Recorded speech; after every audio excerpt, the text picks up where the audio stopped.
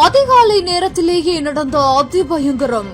தரம் புரண்ட ரயிலால் கொழுந்து விட்டு எரிந்த டீசல் ஏற்றி வந்த சரக்கு ரயில் கரும்புகையால் சூழ்ந்த ஒட்டுமொத்த திருவள்ளூர். தீயணைப்பு துறையினரையே திணற வைத்த அதிபயங்கர சம்பவம். 12 கோடி ரூபாய் மதிப்பிலான டீசல் எரிந்து நாசமான சம்பவத்தின் காரணம் என்ன? திருவள்ளூர் அருகே ஏகாட்டூர்ல இன்னைக்கு அதிகாலை 5:20 மணி அளவுல சென்னை துறைமுகத்துல இருந்து ஜோலார்பேட்டைக்கு எரிபொருள் ஏற்றி சென்ற சரக்கு ரயில்ல ஏற்பட்ட தீ விபத்து பெரும் பரபரப்பை ஏற்பட்டுச்சு. ரயிலோட 3 வேகன்கள் தடம் புரண்டு எரிபொருள் கசிவு ஏற்பட்டதனால தீ பற்றியதா முதற்கட்ட விசாரணையில தெரிய வந்திருக்குது. தீயணைப்பு வீரர்கள் 6ல இருந்து 7 மணி நேரமா போராடி நுரை வகை தீயணைப்பு மூலமா தீய முழுமையா அணைச்சிருக்காங்க.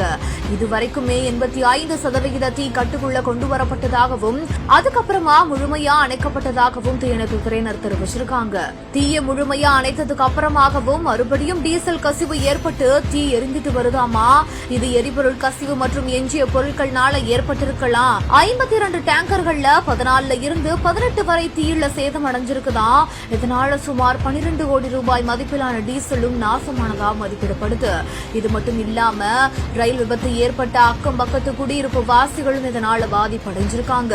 சென்னை அரக்கோணம் வழித்தடத்துல ரயில் சேவைகள் முற்றிலுமா நிறுத்தப்பட்டிருக்குது.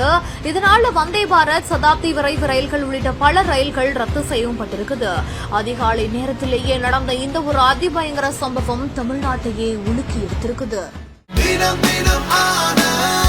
ஆனந்த், ஒரு சுகமான உள்ளாடை.